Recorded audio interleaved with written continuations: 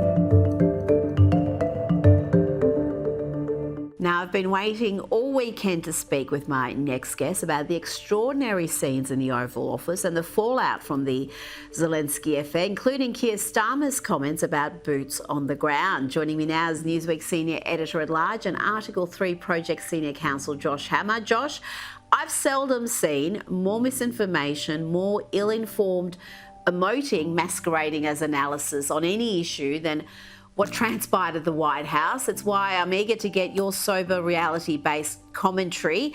I watched the full interaction. It goes for around 50 minutes and it's eye-opening. I'd suggest to any pundit commenting on this issue to actually watch that full encounter before opining about what happened in the White House.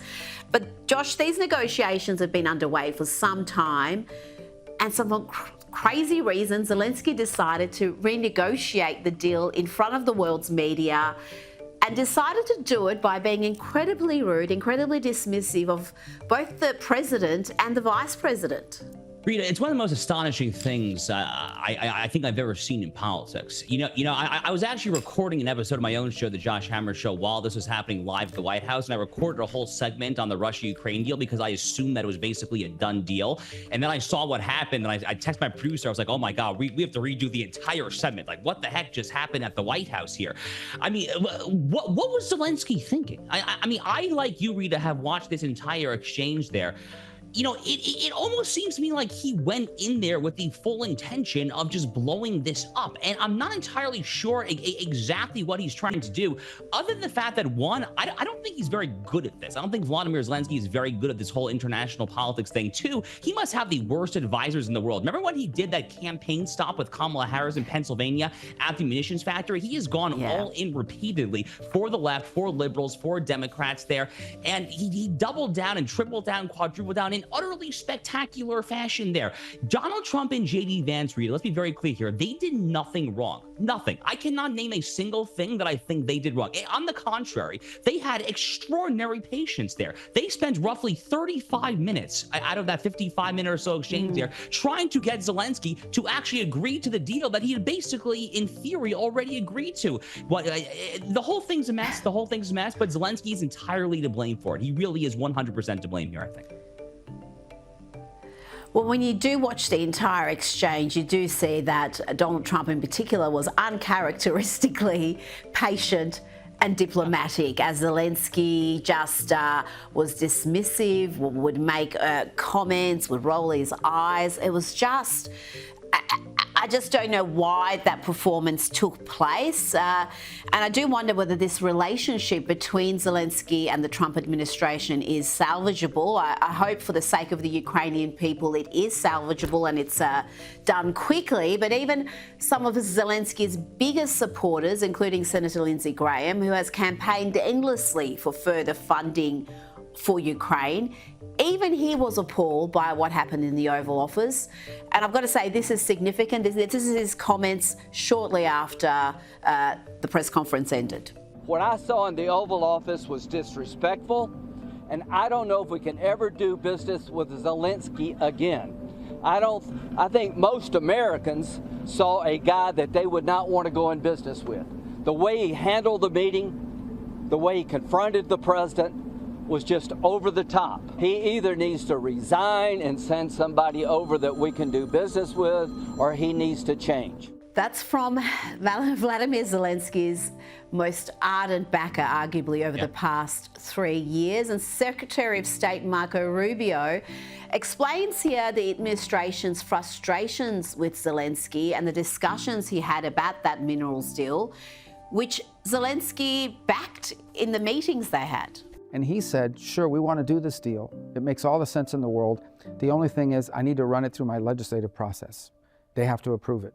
I read 2 days later that Zelenskyy's out there saying, I rejected the deal. I told him, no way, that we're not doing that. Well, that's not what happened in that meeting.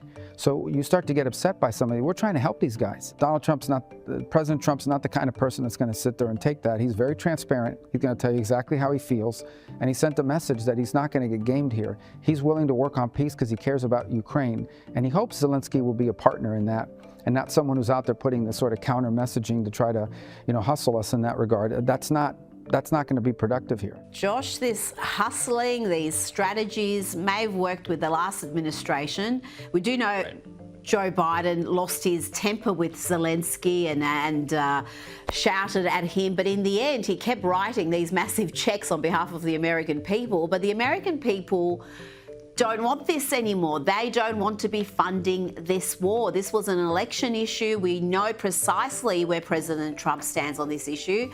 So again, I do wonder why Zelenskyy took the route he took, knowing this administration's position on this entire catastrophe. So here's my best guess. I mean, one, I genuinely meant what I said a few minutes ago. I think that Vladimir Zelenskyy is kind of an idiot when it comes to international geopolitics. I actually do not think he understands American political dynamics particularly well. By the way, he would be far from the first foreign leader to fail to properly understand American political dynamics. Our politics can be a little complicated, not necessarily his fault there. But he also just totally mistook the year. I mean, the year is 2025. I think that he still thinks the year is 2022 and that Joe Biden is still in charge, because again, he has made his bed with the Democrats. He did that whole campaign stop with Kamala Harris there. He's just completely unwilling to read the room and to see the tea leaves and recognize what they are. By the way, the deal that he should have agreed to, that I still think ultimately has a chance if Zelenskyy steps down and is replaced by a different leader there, this mineral rights deal, actually a pretty good deal for Ukraine. The U.S. is not going to go all in at this point on a NATO-esque security guarantee with boots on the ground thing for Ukraine. What a mineral rights deal does do, though, or some sort of economic arrangement, it gives the United States real, meaningful, tangible skin in the game. That actually does make them invested, quite literally,